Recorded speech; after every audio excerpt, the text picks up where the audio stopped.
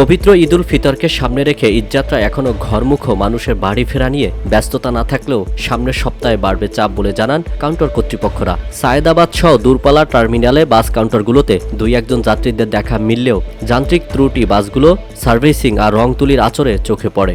তবে এবারের ঈদে অগ্রিম ছুটি এবং আগের মতো যাত্রী না থাকায় চরম হতাশা প্রকাশ করেন পরিবহনের মালিক, চালক ও শ্রমিকরা।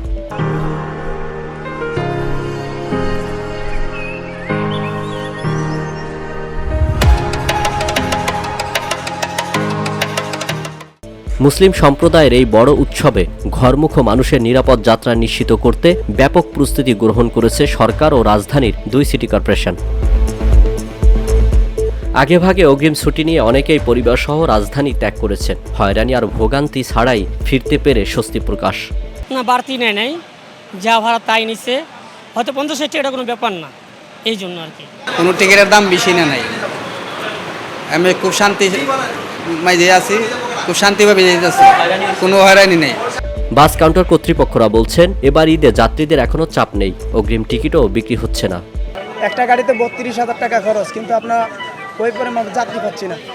অর্থাৎ 32,000 টাকা উঠতে কতজন যাত্রী লাগবে সেটা যদি কম্পেয়ার করা হয় তাহলে বোঝা যাচ্ছে যে একটা গাড়িতে, প্রত্যেকটা গাড়িতে 7,000-8,000 টাকা দেওয়া হয়। চেষ্টা হয়তো 18 তারিখে যাত্রী হওয়ার সম্ভাবনা আছে, কিন্তু এখন যাত্রী নাই, কিছু থাকবে না। কারণ এই যে ঘাটতি উঠেতে লাগবে না, কিন্তু এইভাবে তো ওরকম যাত্রী নাই যে ঘাটতিটা যে যাত্রীটা পূর্ণ করে উঠাইবো, ওই প্রসেস দেখতেছি না। তারপরে আশা করি, দেখি এখনো কয়েকদিন সময় আছে। ক্ষোভ আর অস্বস্তিতে বাস পরিবহন মালিক ও চালকরা।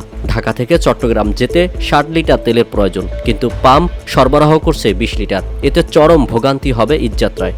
কিন্তু আমাদেরকে 20 লিটার তেল দেওয়া হচ্ছে, আমরা তো 20 লিটার তেল দিয়ে চট্টগ্রাম যেতে পারতেছি না। আমাদের সর্বনিম্ন 70 লিটার তেল লাগে। এখন পাম্পে গেলে ওরা বলছে তেল নাই, তেল দিতেছে না। তবে সরকার বলছে কিনা পাম্প বন্ধ করে দেওয়ার জন্য, এটা তদন্ত করে সরকার দেখুক।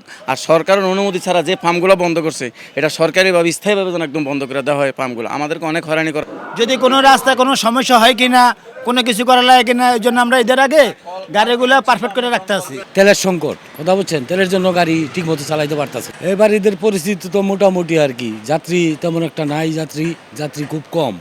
গত বছর ঈদে বাড়ি ফেরা নিয়ে মানুষের চাপ থাকলেও এবছর তার অর্ধেকও নেই, যার ফলে বাস চালক ও শ্রমিকদের ভাগ্যে মিলবে না বেতন বোনাস। এখন আমরা সব গাড়িগুলো অমিট করে রেখে দিচ্ছি, কোনো গাড়িতেই কোনো যাত্রী নাই। সো আমরাও খুব হতাশায় আছি। মালিক মহাজনও স্টাফের বেতনে দিতে পারতেছে না, ঠিক আছে। এর ভিতরে তেলের সংকট, টিপ দিয়ে একটা ছাড়লেও তেল নিতে পারতেছি না। পাম্পে দেখা যায় গেলে 1,000-2,000 টাকা তেল দেয়, আবার অনেক পাম্পে বলে যে তেল নাই, হ্যাঁ, আবার 500-1,000 টাকা ঘুষ দেওয়া তেল নিতে হয়। এই পরিস্থিতিতে আমরা আছি। তেল পাওয়া যায় না, এই কারণে আমরা পরিস্থিতি ঠিক মতো নিতে পারিনি। আমরা অনেক হালকার ভিতরে আছি, যেভাবে আইবো ওইভাবে বেচুম, খালি গাড়ি আইলে বেচুম, নাহলে বেচুম না। এই হলো আমাদের পরিস্থিতি, এইভাবে আছি আমরা। সময় মতো শ্রমিকদের বেতন বোনাস পরিশোধের দাবি জানিয়ে শ্রমিক নেতারা বলেন এবার সব টার্মিনালে চাঁদাবাজি ও যাত্রী হয়রানি বন্ধ।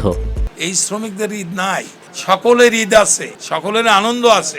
আমরা মিডিয়া বন্ধুদের কাছে আমাদের সবিনয় অনুরোধ, আজকে যদি এই শ্রমিকদের সকলের ঈদ হচ্ছে না, এটি নিয়ে মিডিয়া খুব ফ্লো করে, এই শ্রমিকরা যে সেবা দেয়, আপনি যে গাড়িতে আসছেন, আপনার গাড়ির ড্রাইভারও শ্রমিক। এখন যদি আপনার রাস্তায় তেল না পায়, তাহলে এই গাড়িটা ঢাকা থেকে যেমন বরিশাল গেল, চট্টগ্রামে গেল, খুলনায় গেল, এই গাড়িটা তো রিটার্ন আসতে পারতেছে না। এই জন্যই আমাদের সরকারের কাছে আবেদন, যাতে পাম্পগুলায় তেল আমাদেরকে ঠিক মতন দেয়। এখন আমাদের বিশেষ অনুরোধ জ্বালানি মন্ত্রীর কাছে, যাতে তেলের পাম্পগুলা রানিং রাখে।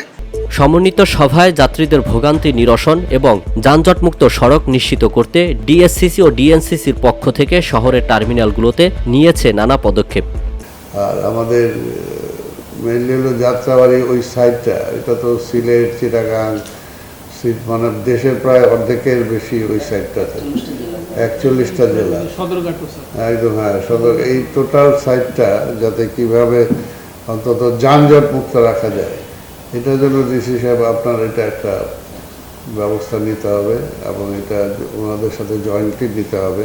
আমাদের বর্তমান নতুন সরকারের মাননীয় প্রধানমন্ত্রী তারেক রহমান আসছেন, উনি প্রত্যেকটা বিষয় একটা পরিবর্তন আনতে চাচ্ছেন, একটা গতি আনতে চাচ্ছেন। অন্তত আমরা এই ঈদে যাতে সেটা একটা কিছুটা দেখাইতে পারি যে আমরা একটা ভালো কিছু করলাম, একটা সুন্দর, মানে পাবলিক অ্যাপ্রিসিয়েট করলো আমাদেরকে।